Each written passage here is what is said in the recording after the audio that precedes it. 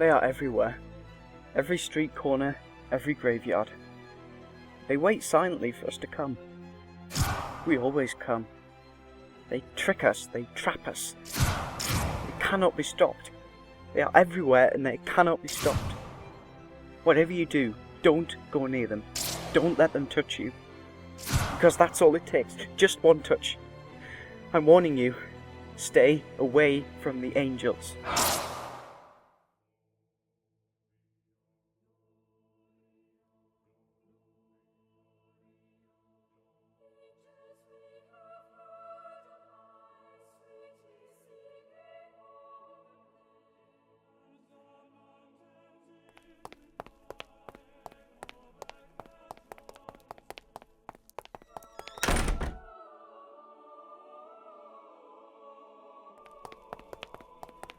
Can I help you? I'm quite alright, thank you. What on earth are you doing here? I might ask you the same question. You appear to be an old man with a limited sense of style. I'd conclude you read The Guardian regularly.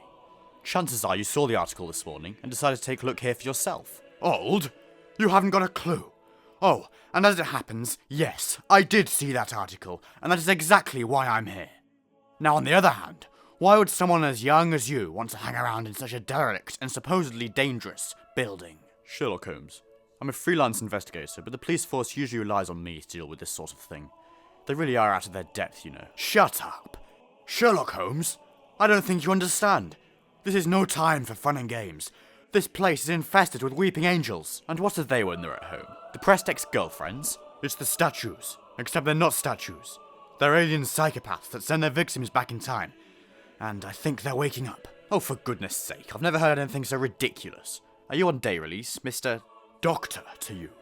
And now do you believe me? Also, I'd suggest anyone that thinks they are Sherlock Holmes should probably get their mental health checked. They're just students in fancy dress. That's a Halloween costume released by Smithy's last year. Recommended retail price $19.99 to $24.99, depending on the size and gender, of course. I've seen plenty wearing it on the streets. Still, doesn't explain the disappearances. Perhaps there are serial killers or child abductors underneath those masks. For the last time, they're not human. Not even remotely. I find that very hard to believe, especially coming from you. Want to put that to the test? Go on then. Let them touch you. What's you talking about? They're not even armed. They don't need to be. All you have to do is blink, and they move. Just one touch. That's all it takes.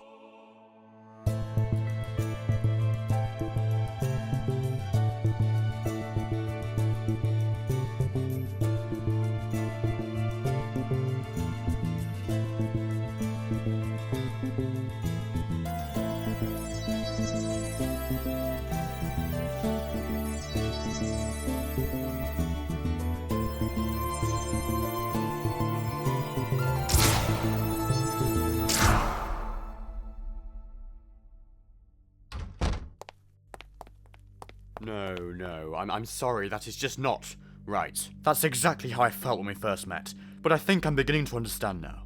Well, I say beginning. But you're not real. You're invented in my mind palace. You're just part of my conscience. Shut up! What are you talking about? That's not how it works. We were sent back in time. Only about an hour or so, I might add. The angels in the church are still half asleep. Well, regenerating, but sent back into the past nevertheless. For some reason it dumped you here though, but me? I've had to walk across half of London to find you. Don't be ridiculous. There's no such thing as time travel, at least not in this day and age. What I want to know is how you could still be here. You are a real, physical, human being. In that case, I must have based the Doctor on you, then. I can't say I remember meeting you before, though. Anyway, sorry. The Doctor, he's this character from my head. I'm every bit as real as you are, pudding brain. As for this stupid mind palace, what on earth are you talking about? It's this thing, this aid, this method I use to solve cases. I sort of, well, get a little high, and this whole world forms in my head, a simulation of reality. It's most useful. Wait a minute, you're a drug addict. You think all of that was a hallucination? Oh, for goodness sake! You're wrong! The angels are real! So is time travel, and so are aliens. I know it's a lot to take in, especially for someone as mentally unstable as you. Wait, why am I even still here? I don't need to waste my time with you. I've got better things to be getting on with, now that I know you're just a Sherlock wannabe. I am Sherlock Holmes.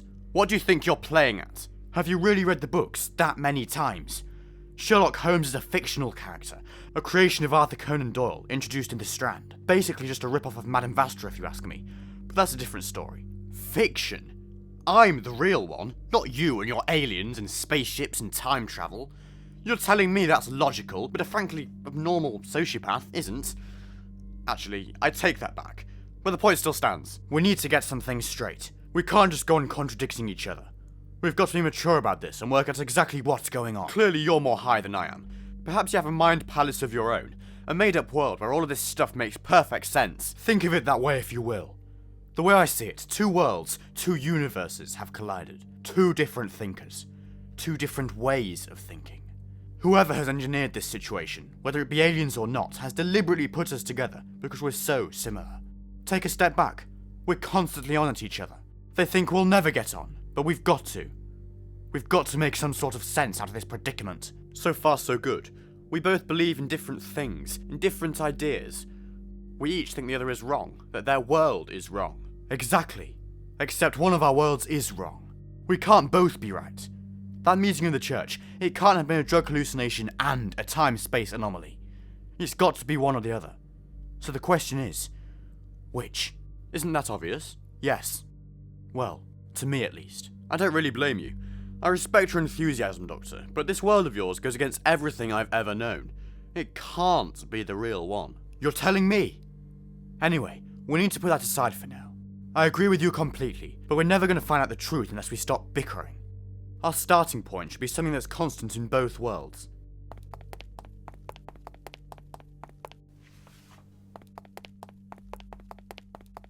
Of course, the newspaper. This whole case. You think the angel killers are aliens, whereas I think they're human psychopaths. We need to find out for sure. Why disguise themselves as angels, though? That's just how they got their name. The Weeping Angels. I don't know why they're like that, though. I've never really questioned it. But even for an alien, or my psychopath, or an alien psychopath, don't you think it's a little too easy? A little too neat? Haunted church. Why haunted? Well, I suppose that's obvious. You're vulnerable, you're alone, just like the building itself. But why church? This is where things really start to get interesting, you see. Even if these angels are aliens, don't you think the fact that they're in a church is more than a coincidence? Hell, it's Christmas. There's got to be more to it. Well, I suppose. I mean, I've never encountered them during the festive period before. But why would they be more active at Christmas? Exactly. The tabloids are assuming it's the church that's haunted. But whichever way you look at it, it's not. It's its inhabitants. The angels, weeping, if you like. And you have to ask yourself, why target a church in particular? It's almost as though they want to blend in. Here's a conjecture. What if the angels originate from somewhere else? What if it's all a big cover-up? Well, of course they originate from somewhere else. They come from another planet. Not sure which one, I'll grant you. But no, that's not what I mean. If they are aliens, they grew up on Mars. If they're psychopaths, they were brought up in these very streets. What I mean is, they're based somewhere else. I think the angels lure their victims to the church, perhaps pretending that their actions have some kind of spiritual value. 1 minute a nice, heavenly angel, and the next, a terrifying agent of the devil. Or, if you really say so, an alien. What's the name of the latest victim? That's something we seem to have overlooked. Yes, good point. We've assumed Jordan Stevenson was taken for some other reason, but maybe it's all in the name. I was leaning more to investigating his past, not his actual name. Ah yes, of course.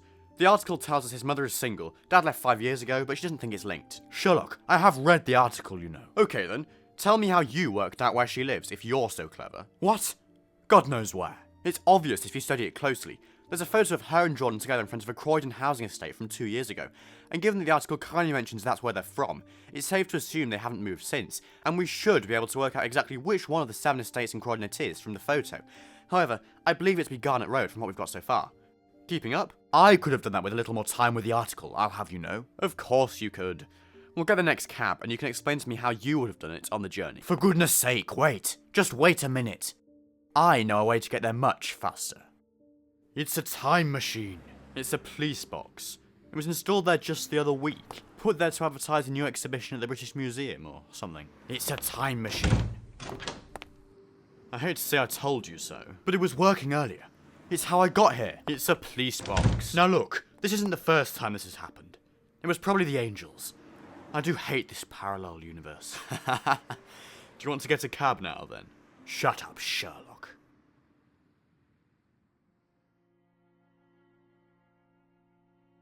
It's very good of you to agree to talk to us, Mrs. Stevenson.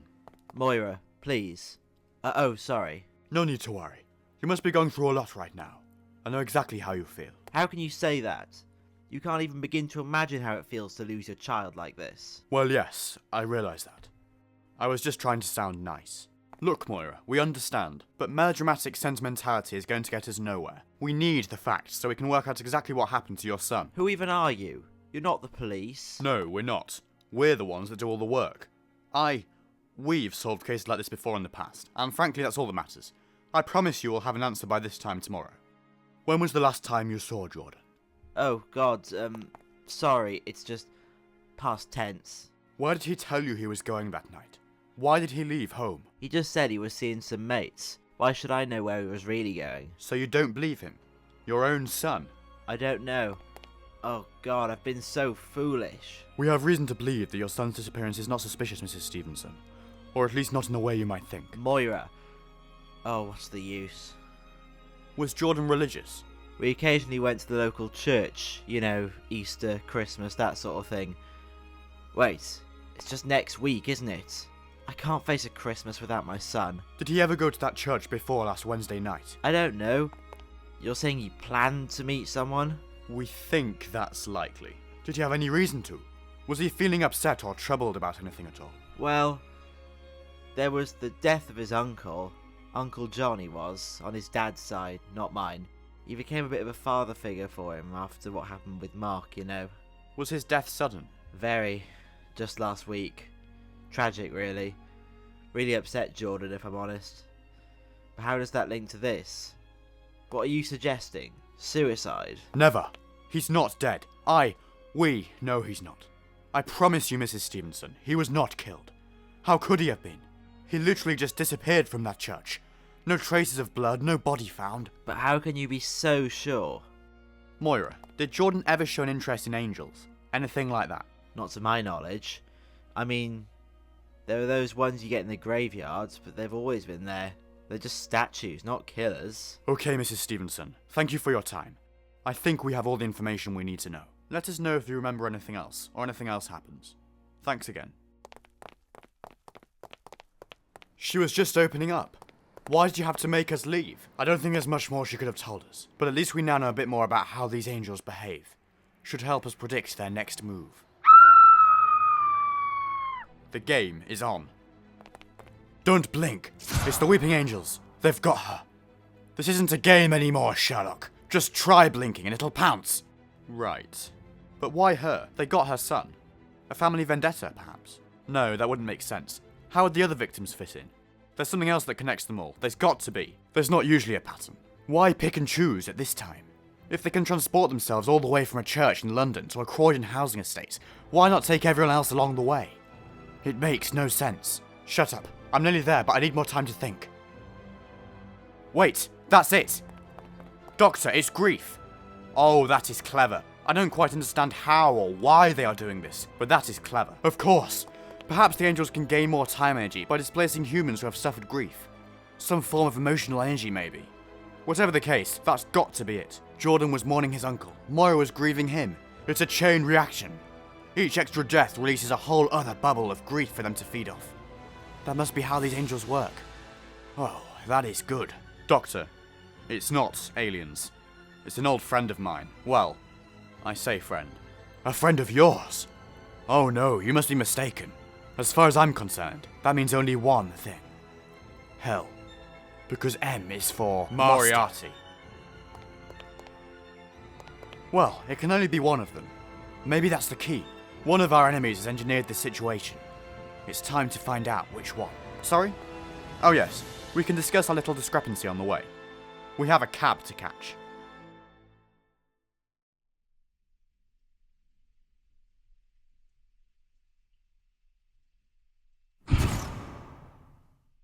Ladies and gentlemen, boys and girls, I'm going to tell you a story. I want to take you back in time. Imagine two young boys. I told you. That's him. That's the master.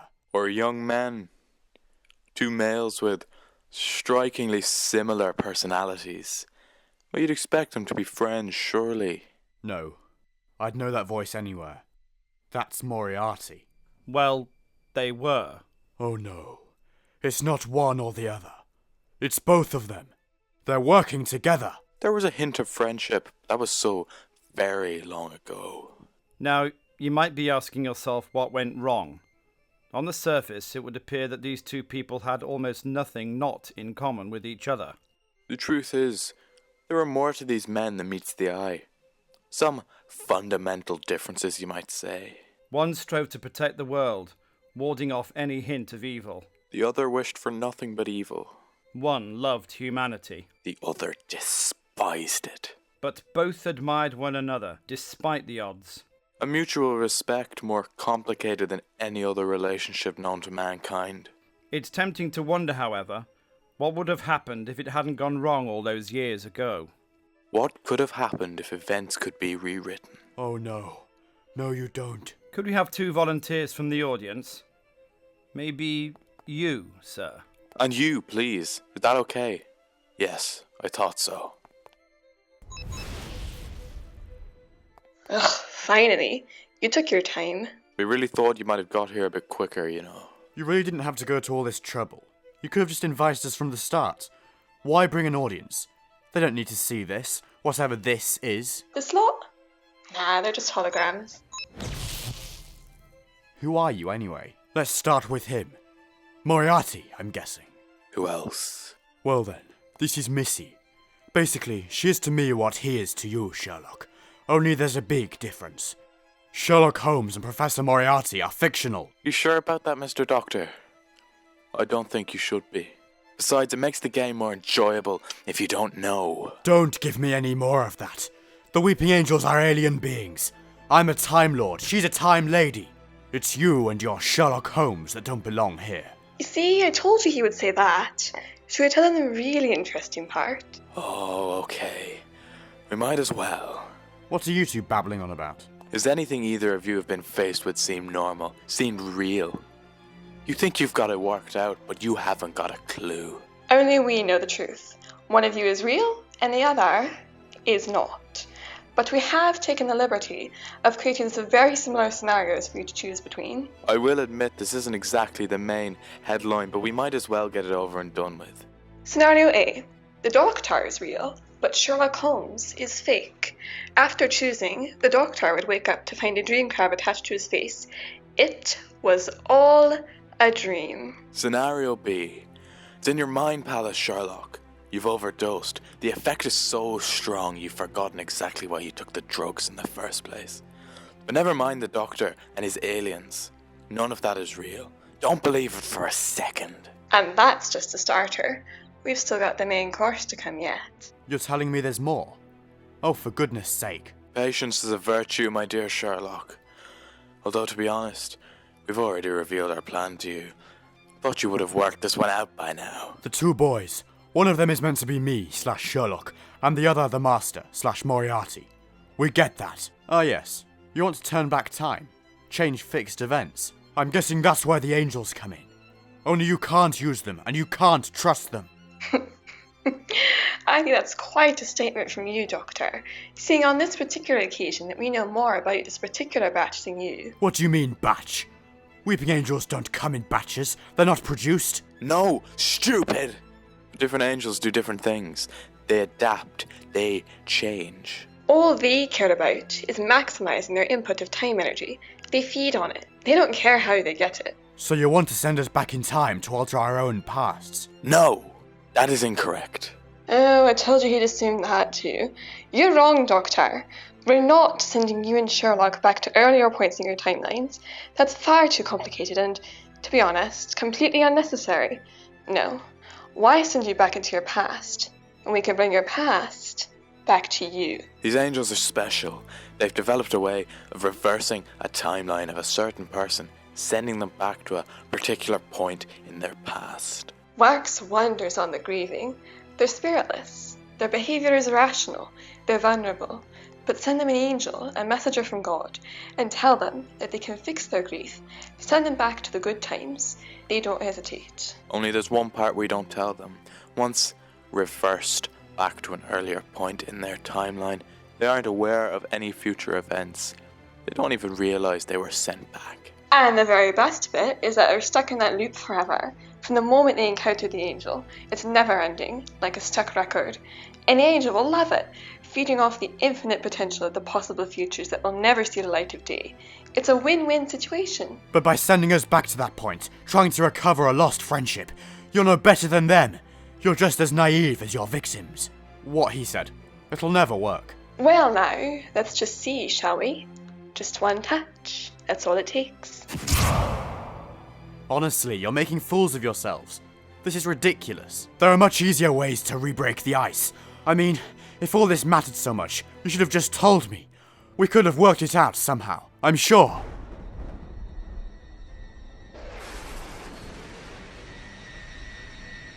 You've got to stop this before it's too late.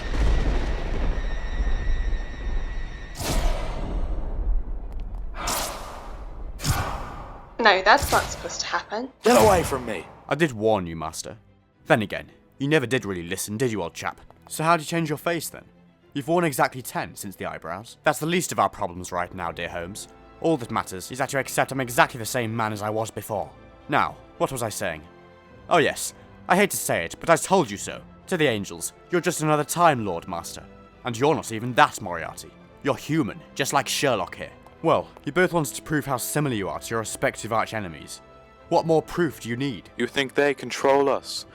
We're not bossed around by them. Actually, I hate to say it, but we've got to do something fast before they start doing to us what they did to those two. Fair point. Doctor, you said these creatures can only move when they're not being looked at. So as long as they're being viewed, they can't strike. Yes, they're quantum locked when looked at, dear fellow. Ideally, we could use a mirror to force them to view their own reflection, freezing each one permanently as a statue. But we can't exactly go searching for extra resources, and we'll never be able to lure them to the dressing room. A mirror, you say? Who uses mirrors to check themselves out anymore? No, Doctor. There's this rather absurd, but very convenient trend these days that I think will do just the trick. Say cheese.